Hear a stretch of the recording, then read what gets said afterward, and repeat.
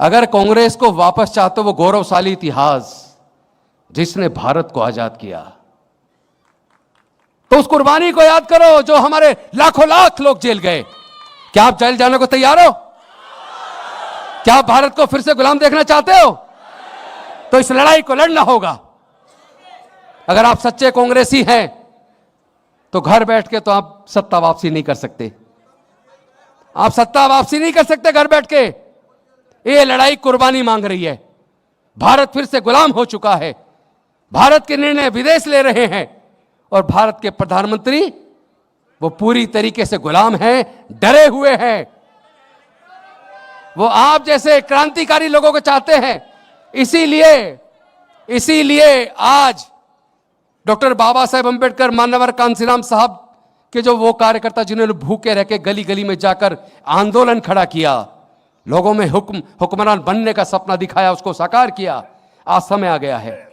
आपको कितने मुश्किल से, देखिए एक चीज कह के मैं चूंकि राहुल जी को टाइम दूंगा, ज्यादातर लोगों का ध्यान उन क्रांतिकारियों पर जाता है जिन्होंने अंग्रेजों की 200 साल की गुलामी से आजादी का आंदोलन के लिए कुर्बानी दी। लेकिन एक और ऐसा न्याय योद्धा है जो 3000 साल की गुलामी के खिलाफ अकेला लड़ा, और वो थे डॉक्टर बाबा साहेब अंबेडकर।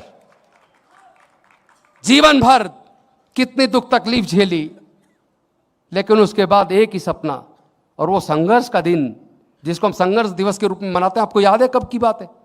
23 सितंबर 1917। जो कोलंबिया से पढ़कर आए, क्योंकि कोलंबिया जाने के लिए जिन्होंने वजीफा दिया था सियाजीराव गायकवाड़ ने, उन्होंने यह शर्त रखी थी जब अमेरिका से पढ़कर आओगे तो मेरे यहां नौकरी करनी होगी। उसी शर्त के तहत जब नौकरी करने गए तो रहने के लिए मकान नहीं, किसी ने मकान किराए पे नहीं दिया।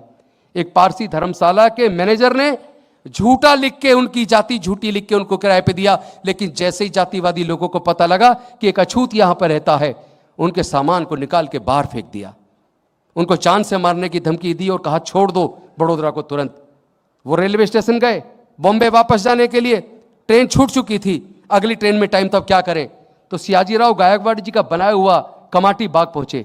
वहां पे एक पीपल वृक्ष के नीचे बैठ के रोने लगे और ये चिंतन करने लगे कि मैं विदेश से पढ़कर आया, उसके बाद भी मेरी काबिलियत की कोई कदर नहीं इस देश में, लेकिन मेरे तो करोड़ों लोग भूखे प्यासे आए दिन रोज अपमान का जीवन जीते हैं।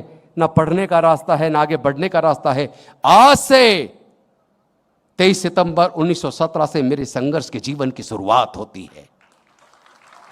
और वहां से संघर्ष करते हुए, जहां एक तरफ अंग्रेजों की 200 साल की गुलामी के खिलाफ महात्मा गांधी जी, पंडित जवाहरलाल नेहरू जी, सरदार पटेल जी, मौलाना आजाद जी और उनके साथ लाखों लाख नेता उनके साथ आजादी का आंदोलन लड़े, तो वहीं 3000 साल की गुलामी से आजादी के लिए डॉक्टर बाबा साहेब अंबेडकर अकेले चंद साथियों के साथ लड़े। ना कोई खून बहाया, ना किसी की हत्या की, केवल अपने विद्युता से, अपनी कलम से हमारे हजारों साल की गुलामी की बेड़ियों को तोड़ दिया। और उसके बाद जमीन पर मेहनत करते हुए मानवर कांसीराम साहब ने हमारे लोगों के स्वाभिमान को राजनीतिक तौर पर भी और सामाजिक तौर पर भी एक शक्ति के तौर पर निर्मित किया। आज समय आ गया है हमें देश की, वो जो देश को दोबारा से गुलाम बना दिया है मोदी जी ने, उस देश की आजादी की एक और लड़ाई लड़नी होगी। क्या आप तैयार हैं? तो लड़ने की तैयारी कीजिए। अब घर बैठ के नहीं, हमें और आपको सबको और अपने बड़े नेताओं को भी रात दिन एक एक गांव तक पहुंचना पड़ेगा। लेकिन एजेंडा चुनाव से सर 3 दिन पहले नहीं, अभी एजेंडा तैयार होना चाहिए ताकि उस एजेंडे को घर घर तक तो पहुंचा दे। जब एजेंडा चुनाव के टाइम पे आता तो वो जनता तक पहुंच ही नहीं पाता। आपकी सारी मेहनत, आप कितनी यात्रा निकालते हैं, कितनी कुर्बानी देते हैं, आपको 55 घंटे तक इंटरोगेट करती है ईडी सीबीआई, सारी कुर्बानी आपकी बेकार जा रही है, क्योंकि हर फैसला लेट होता है, घर घर तक पहुंच ही नहीं पाता। इस बार फैसला अभी लेना होगा, एक एक घर तक पहुंचना होगा, पहले यूपी, उसके बाद पूरा देश। हम तैयार हैं। बहुत बहुत धन्यवाद। जय भीम, जय भारत, जय संविधान, जोहार।